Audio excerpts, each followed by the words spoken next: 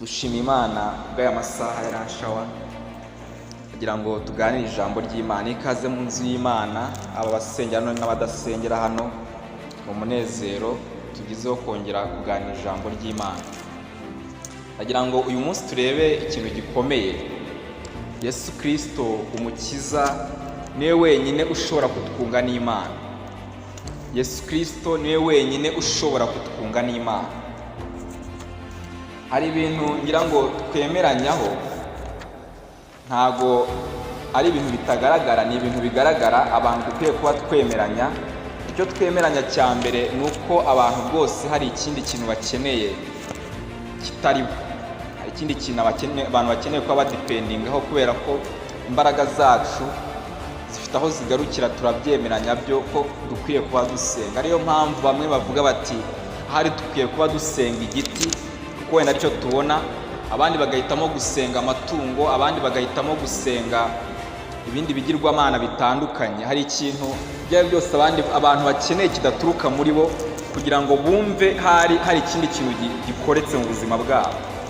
Uyu munsi rero ndagira ngo turebe ko ubukene abantu dufite ari Yesu, kuko niwe wenyine ushobora kutwunga n'Imana.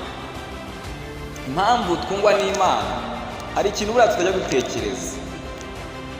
Ntabwo tujya twibwira ngo tuvuge ngo ese niki cyatumye Yesu aza? Ubundi niki cyatumye Yesu aza? Ko Kayafa yari ahari na Gamariyeri w'umwigisha amategeko ukomeye, yewe na ba Pawulo bari barize amategeko, barize mu buryo bwose. Ariko se niki cyatumye Imana yicara mu ijuru ikavuga ngo reka manuke njye mu isi njye gukiza aba bantu? Dukwiriye kwiba twibaza ngo niki cyatumye ubundi Yesu aza.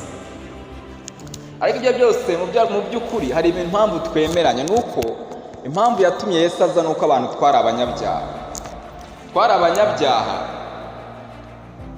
dukeneye umukiza. Ijambo ry'Imana riravuga ngo abantu bose bakoze ibyaha ntibabaho ubuzima buhura n'ubuzima bw'Imana, ntibabaho ubuzima buha Imana icyubahiro.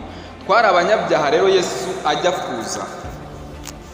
Nta muntu ubu ngubu, wenda tureke n'abandi baba bari hanze, sinjya mpamya neza mvuga nti uwakubwira ngo reka dufate filime y'ubuzima bwawe, uko duteranye hano rwose tujye tureba buri saa sita cyangwa se buri cyumweru turebe ka filime k'umuntu umwe muri twebwe. Wenda niyo wambwira ngo reka twerekane ya Pacifique urimo kubwiriza, tuyerekane hariya, twerekane filime y'ubuzima bwe uhereye mu buto bwe ukageza uyu munsi, twerekane ka filime ke tukareba. Hari ikintu tutibuka. Ijambo ry'Imana rivuga ngo ku munsi w'urubanza, uretse no ku munsi w'urubanza, ngo nta kintu kidakorerwa mu rwihisho kitazatwikururwa ngo cyerekanwe ku mugaragaro. Ibintu byose bizatwikururwa byerekanwe ku mugaragaro. Niyo mpamvu bizagaragara ko abantu bose uwo munsi wo rwose mpamya ko nta muntu utazakana ngo avuge ngo nkeneye umukiza, nkeneye umuntu wanyunga n'Imana. Abantu rero twari dukeneye umuntu wo kudukiza, dukeneye Imana, dukeneye umukiza. Ariko se iyo twibaza ibyo ngibyo, twasiga ingaruka z'ibyaha. Buri ushobora kuba wenda abantu tujya tugira n'ingeso nziza rimwe rimwe abantu tukagerageza, ariko ntabwo twabura kubona ingaruka z'ibyaha, ingaruka z'imibereho y'ibyaha by'abantu. Bigaragaza ko rero ubwo hariho ingaruka z'ibyaha, hakaba hariho n'ibyaha, hakaba hariho n'imibereho iri kure y'ubushake bw'Imana no kutumvira Imana. Bigaragare ko buri muntu wese aba akeneye umukiza. Ariyo mpamvu abantu bibaza ngo ese tuzakira gute? Hari ibintu bibiri abantu bahita bakora. Kimwe cya mbere bakora ni uko abantu baravuga bati tuzagerageza twikize. Abantu bakavuga bati ngiye rwose nzagerageza. Ibwo Imana ivuze ngo sinzasambana, ntabwo nzasambana. Ubwo Imana ivuze ngo sinzasinda, ntabwo nzasinda. Abantu bamwe baravuga bati tugiye kugerageza twikize. Ariko hari ubundi buryo, hari indi nshinga itandukanye niyo yitwa gukizwa. Impamvu habaho gukizwa ni ukubera ko abagerageza kwikiza ntabwo bashoboye kwikiza. Ndagira ngo turebe Abaheburayo igice cya 8 umurongo wa 13. Dukwiriye kumaramaza rwose kwakira isezerano rishya ari ry'Imana yatekereje ko ariryo ryadukiza. Abaheburayo igice cya 8 umurongo wa 13 tangira tubona batubwira iby'isezerano rishya n'isezerano rya kera. ijambo ry'Imana avuga ngo ubwo Uwiteka yavuze ati isezerano rishya, ibyo bigaragaza yuko yashajishije irya mbere, kandi igishaje kikaba gikuru kiba cyenda gushira. Uwiteka yavuze iby'isezerano rishya nk'ikimenyetso kigaragaza ko ari ryo ryonyine rishobora gukiza abantu. Kumaramaza kwizera iby'isezerano rishya, kumaramaza kwizera Kristo. Yesu yaciye umugani aravuga ngo umuntu yari afite urugo, ngo yewe ngo arangije afite urwo rugo ngo araruzitira neza, ngo acukuramo ngo urwina, ashyiramo n'umunara. Ugiye kwitegereza ibyo bintu Yesu ntabwo yapfuye kubivuga mu mpanuka. Mu yandi magambo yaravuze ati yashyizemo ibintu byose umuntu ashobora gukenera bimubeshaho, arangiza ngo ashyiramo n'umunara kuko yifuzaga ko abari bumenyekana. Ngo ariko ngo amaze kugenda, ngo aragenda ngo ajya kure y'urugo rwe. Ageze kure y'urugo rwe, arangije aravuga ati igihe kirageze abantu nasize ku rugo rwanjye, abakozi nasize ubu bashobora kuba barasaruye. Arohereza arabwira intumwa za mbere ngo nizigende babwire ngo nimume ku myaka yanjye. Bagezeyo ngo ho kugira ngo babahe ku myaka, ngo bafata ba bantu boherejwe za ntumwa ngo barazikubita barazica. Yohereza intumwa ya mbere barayikubita barayica, yohereza intumwa ya kabiri ngo barayikubita barayica. Ariko ngo ageze haravuga ngo ahari reka ntube umwana wanjye we bazamwumvira. Murongo wa 38 mu gice cya 21 cya Matayo aravuga ngo uwo mwana ngo agezeyo ngo baravuga ngo uyu niwe munyacyubahiro usigaye. Kuvuga ngo uyu niwe munyacyubahiro usigaye ni nko kuvuga ngo uyu nguyu ni uje kutubuza icyubahiro cyacu, aje gutuma ari uhabwa icyubahiro, ntabwo ari twe tuza guhabwa icyubahiro. Mu yandi magambo aje kwica ibintu twibwiraga ko ari twebwe, ahubwo arashaka kuvuga ngo niwe.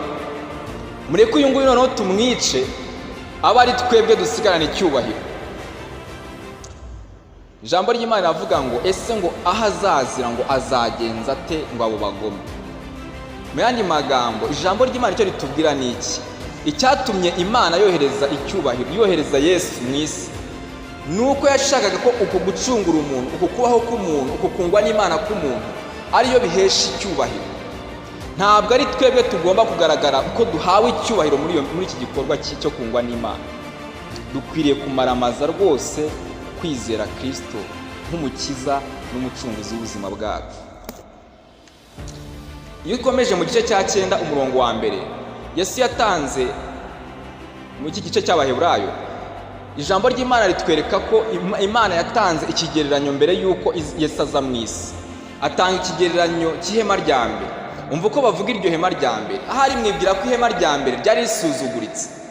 Ihema rya mbere ntabwo ryari risuzuguritse kubera ko ryaturutse ku Mana. Mu yandi magambo imirimo dukora none ntabwo ari uko ari ikibazo, ari uko tuyipfobya ngo tuvuge ngo ubwo umuntu ashaka kuririmba, ubwo umuntu atekereza ko Imana ariyo kumvirwa, ngo tubipfobye ngo tuvuge ngo ibi bintu ni ibipfoya.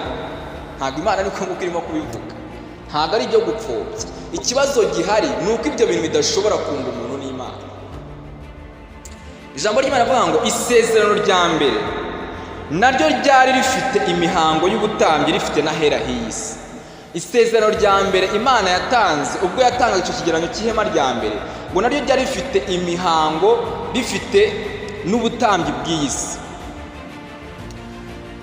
ngo kuko hariho ihema ribanzirizwamo, ryarimo igitereko cy'amatabaza n'ameza n'imitsima yaterekwaho imbere y'Imana ryitwa hera, kandi hirya y'inyegamo y'umwenda wa kabiri ukinze hariho ihema hitwa ahera cyane.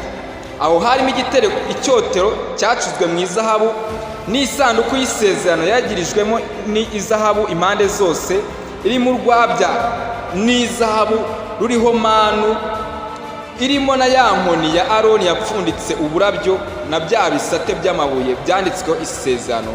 Hejuru yayo hariho abakerubu b'icyubahiro bateye igicucu intebe y'imbabazi, ariko ibyo ntitwakirirwa tubirondora nona. Impamvu nkeka ko arimo kurangiza avuga ngo ibyo ntitwakirirwa tubirondora nona, ni uko ibintu byari birimo. Dufate urugero rwa manu iyi ngiyi babitsemo, bayibitse bavuga bati iki gitangaza tubonye ntabwo ari igitangaza dukwiriye kuhisha abantu. Bakwiriye kuzitegereza bakavuga ngo hari umunsi ibiryo byaturutse mu ijuru biramanuka, dutungwa n'ibiryo biturutse mu ijuru. Iyi nkoni ya Aroni arimo kuvuga, iyi nkoni ya Aroni, mwibuke iyi nkoni ya Aroni. Abantu bivovoteye Aroni baravuga bati Mose we na Aroni ni mwebwe muzahora muvugana n'Imana, natwe dushobora kuvugana nayo. Imana iravuga ngo nimutoranye inkoni. Mose niko yavuze, tuzitoranye tuzijyane imbere y'Imana, Imana izerekana uwitoranyije. Ngo bukeye ngo babona inkoni ya Aroni ipfunditse uburabyo, izaba abandi rwose zigaragaza ko zitemewe. Iyi nkoni barayifata bajya kuyibika, bayibika imbere aho ngaho. Arimo araturondorera ibyari muri iryo hema ry'ibonaniro nk'ikimenyetso cyo kutwereka ngo rwose ngo hari harimo imbaraga z'Imana aha. Ntabwo twakwirirwa tubirondora rero kuko byari byinshi, ibihamya bigaragaza ko Imana yari kumwe n'aba bantu mu gihe cyo mu butayu. Ariko se wakibaza ngo ibyo bintu uko byari bihari n'izo mbaraga zihari n'ibyo bimenyetso bihari, niki gituma Imana irengaho ikavuga ngo mukeneye Kristo? Ihema rya mbere umurongo wa 6 uratubwira ko iyi hema rya mbere ngo rigereranya ab'igihe cya none. Umurongo wa 6 uvuga ngo icyakora ibyo bimaze kwitegura bityo abatambyi binjiraga iminsi yose mu ihema ribanzirizwamo kugira ngo basoze imirimo yabo, ariko mu rya kabiri ryo hakinjiramo umutambyi mukuru wenyine rimwe gusa uko umwaka utashye, ariko ntiyinjiragamo atazanye amaraso yo kwiturira no guturira ibyaha by'abantu bakoze nkana. Nuko rero icyo umwuka wera tumenyesha ni iki? Ni uko inzira ijya hera cyane yari itarerekanwa ihema rya mbere rikiriho. Ibyo ryashushanyaga b'igihe cya none, ubwo abakurikizaga amategeko yaryo batura amaturo bagatamba ibitambo batakibasha gutunganywa rwose imitima y'ubitura. Ihema rya mbere ngo ryashushanyaga ab'igihe cya none. Ab'igihe cya none ni ukuvuga iki? Ni icyo gihe kibanziriza kuza kwa Yesu. Ngo aho abakora ibintu byose ikibazo ni kimwe, barabikora Yesu, ariko ntabwo bishoboye gutunganya umutima w'ubitura. Hirya ya Kristo ntabwo umuntu ashoboye gutungana umutima rwose. Maze ntabwo abantu bajya bavuga experience, ariko nyaka ko no mu kazi ka leta cyangwa n'ahandi bajya bavuga ibya experience bashaka kwerekana ko umuntu yabonye ibintu.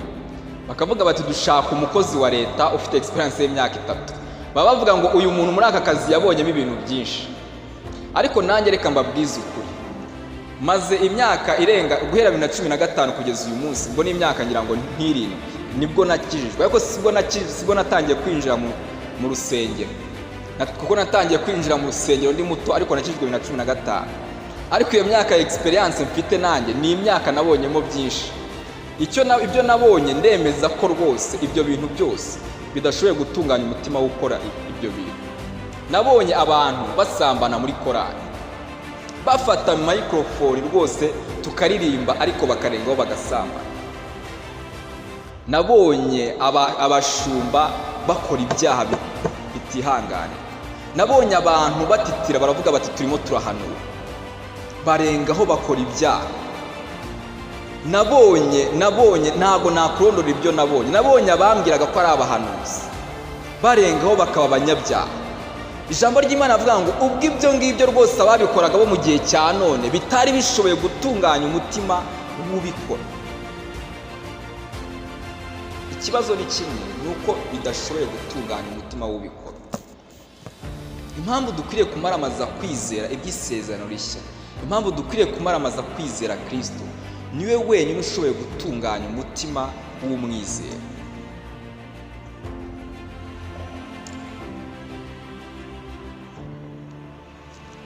Ijambo ry'Imana niramwibuka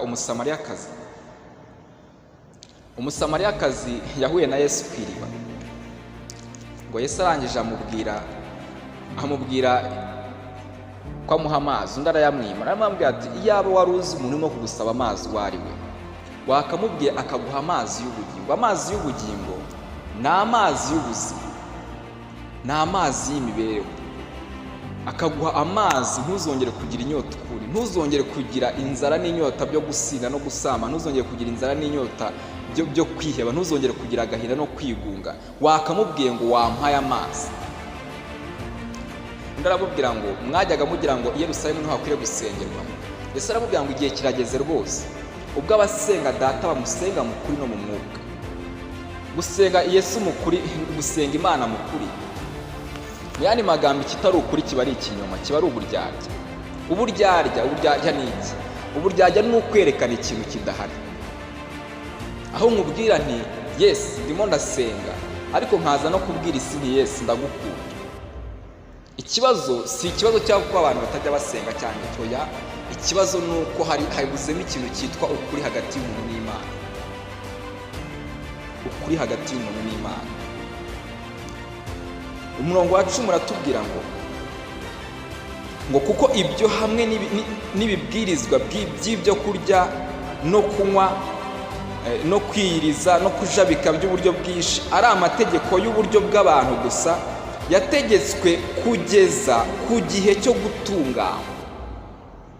Ibyo bintu Imana yabwiye abantu gukora, yari babwiye ngo just nimubikore, ariko hari igihe cyo gutungana, hari igihe cyo hari uzaza akaza kubatunganya. Niba mwibuka Yohana yavuze ngo iki? Yohana yaravuze ngo mu gihe cyo mu butarimo kubatiza, yaravuze ngo hari uwo Imana yambwiye ngo azaza, ngo simwe no gupfundura udushumi tw'inkweto ze, ngo uwo ngo niwe uzaza akabatirisha amazi n'umuriro. Mu yandi magambo ibi ngibi Imana yabwiye abantu kubikora byari integuza yo kubabwira ngo hari undi uzaza aje kubatunganya. Umurongo wa 11 akatubwira ngo ariko Kristo amaze kuza, ariko Yesu Kristo amaze kuza ahinduka umutambyi mukuru w'ibyiza bizaza, anyura mu ihema rirusha ryarindi gukomera no gutungana rwose, ritaremwe n'intoki. Ibyo ni ukuvuga ngo ritari mu byaremwe ibi, kandi ntiyinjijwe ahera cyane n'amaraso y'ihene cyangwa ay'ibimasa, ahubwo yahinjijwe rimwe gusa n'amaraso amaze kutubona gucungurwa kw'iteka.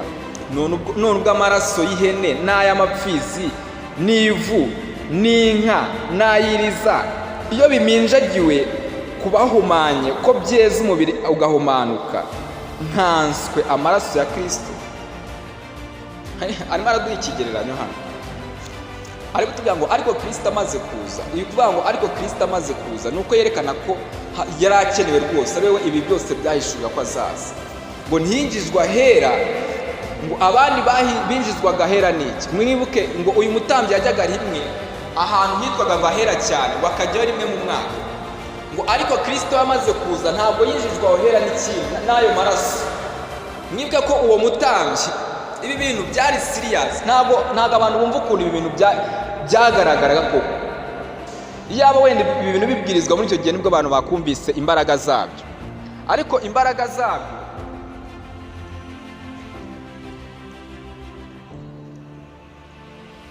zabyo ibi bintu bigaragara mu gihe cyabo, kubera ko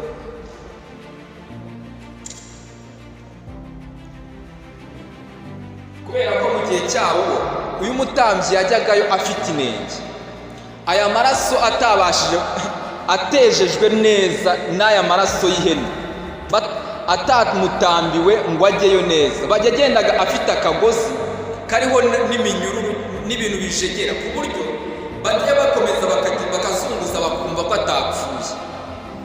Iyo yabaga ari muzima bashimaga Imana bakavuga bati adutambiriye ibyaha byacu, ubwoko nta rubanza dufite, uyu munsi tubonye undi mwaka w'imbabazi. Yagerayo yaba atatambiwe neza bagakurura akagozi koko agasohoka apfuye. None ijambo ry'Imana rivuga ngo Kristo we ntabwo yinjiye ahera hinjijwe n'amaraso y'ihene, ahubwo yahinjijwe n'amaraso ye, amaraso y'umwana w'intama atagira inenge. None baravuga ngo ubwo yinjiye aho hera akahinjizwa n'ayo maraso, amaraso y'ihene yaminjagirwaga rwose umuntu akababarirwa ibyaha. Niba ayo maraso ngo yarashoboraga kubikora ari ay'ihene, kubera ko Imana yavuze ngo aya maraso y'ihene nabikora. None Kristo ubwo ari umwana w'intama w'Imana, Imana nyamana yatanze amaraso yayo, ayo maraso azarushaho ate gukora ibyo ngibyo tuvuga byo gutunganya. nibyo bavuga ngo nkanswe amaraso y'umwana w'Imana. Amaraso y'umwana w'Imana, amaraso ya Kristo watambiye Imana atagira inenge kubw'umwuka w'iteka, ntazarushaho gutunganya imitima yanyu akayezaho imirimo ipfuye, kugira ngo mubone uko mukorera Imana ihoraho. Hari ibintu bibiri hano barimo kutubwira. Kimwe barimo kutubwira ngo Imana igambiriye kweza umuntu imirimo ipfuye. Iyo tuvuga imirimo ipfuye tuba tuvuga iki? Ntabwo imirimo ipfuye rwose ari ikintu turimo kuvuga ngo nimugende mujye kwitegereza, muzitegereza igihe runaka, muzitegereza igihe runaka. Oya, dufite proofs, dufite ibihamya bifatika ko iyo umuntu atari mu Mana, iyo umuntu atari muri Kristo, aba ari ahandi hantu akora imirimo ipfuye. Ni ibintu bibiri rwose utirwa ushakisha.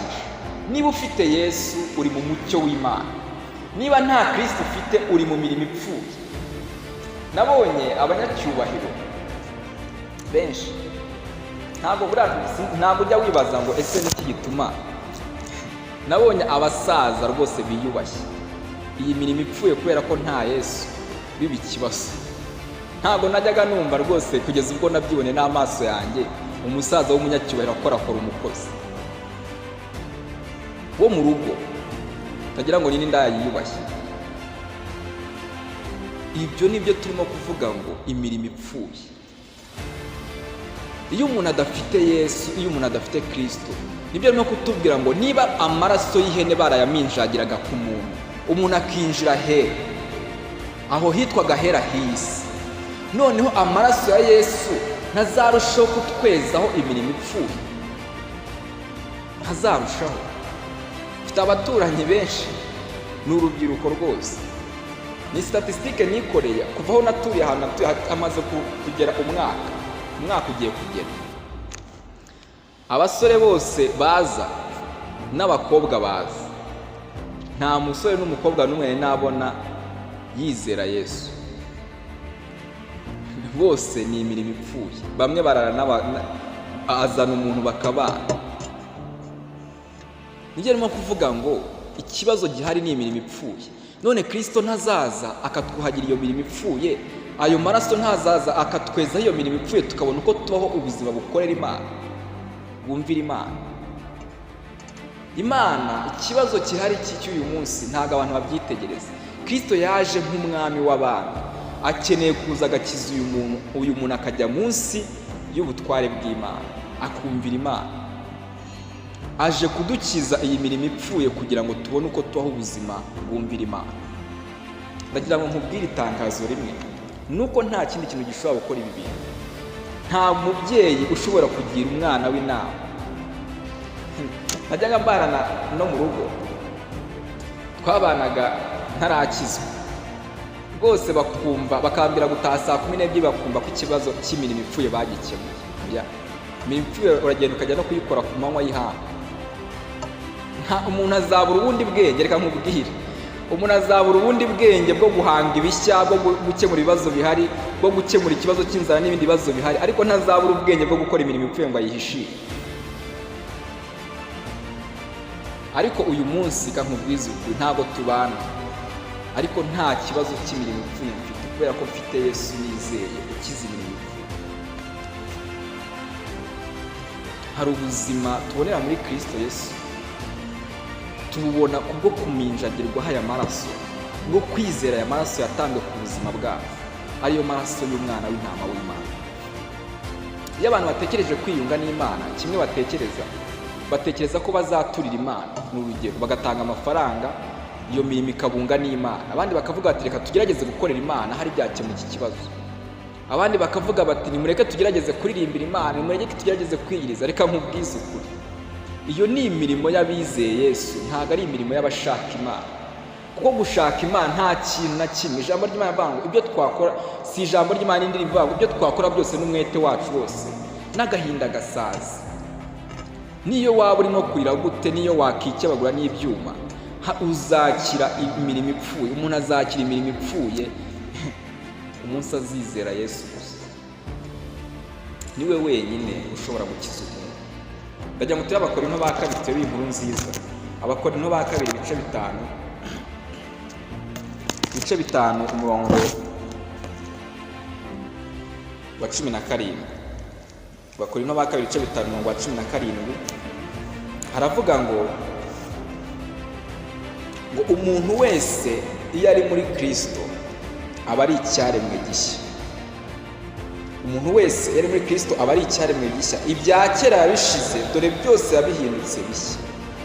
Iyo umuntu yinjiye muri Kristo Yesu, iyo umuntu yizeye Yesu Kristo, iyo umuntu ahuye n'umwuka wera kubwo kwizera Yesu, aba ahindutse ikindi kiremwa gitandukanye na cya kindi. Iyo turimo kuvuga ngo icyaremwe gishya, ntabwo ari nk'uko navuga nti fashe telefone ndangije nkuraho antiblock ishaje shyiraho indi antiblock nyihinduye nshyashya. Ntabwo icyo gihe mba nyihinduye nshyashya, ni ya telefone mba mvuguruye. Ntabwo icyo Yesu yakoze ari ukuvugurura. Urugero nk'iyo ubugari bwaraye, hari ikintu bajya bakora ngo cyitwa kuvugurura. Ni ugufatisha ifu nshyashya ugafata na bwa bugari ugashyushya amazi ukawukasatagura ukaza kuvugurura ugakora undi mutsima ushyushye. Oya, ntabwo ari ikimana yakoze muri twebwe. Iyo tuvuga ngo icyaremwe gishya, tuvuga ko ushobora gufata telefone n'urugero ukaba wayikoramo matora wenda. Iyo umuntu ari muri Kristo Yesu ahinduka ikindi kiremwa. Kubera iki? Ijambo ry'Imana muri Tito riratwereka ngo Imana yatwuhagiye itubyara ubwa kabiri kubw'umwuka wayo wera. Umuntu ufite umwuka wera rero aba ari ikindi kiremwa gitandukanye na cya kiremwa cya mbere. Umwuka wera tumugira, Yesu aduha umwuka wera umunsi twizera Yesu. Imana iduhiye impano y'isezerano nk'ikimenyetso cy'uko turi abana bayo, udufasha kumvira Imana. Nibyo atubwira ngo iyo umuntu ari muri Kristo Yesu ntabwo aba akiri mu yasekuruza y'iwabo, ntabwo akiri mu mitekerereze y'iwabo, ntabwo aba akiri mu yindi, agira gutekereza kwa Kristo. Iyo umuntu ari muri Kristo aba ari icyaremwe gishya, ngo dore ibya kera bishize ngo byose. Iyo tuvuze byose tuba tuvuze iki?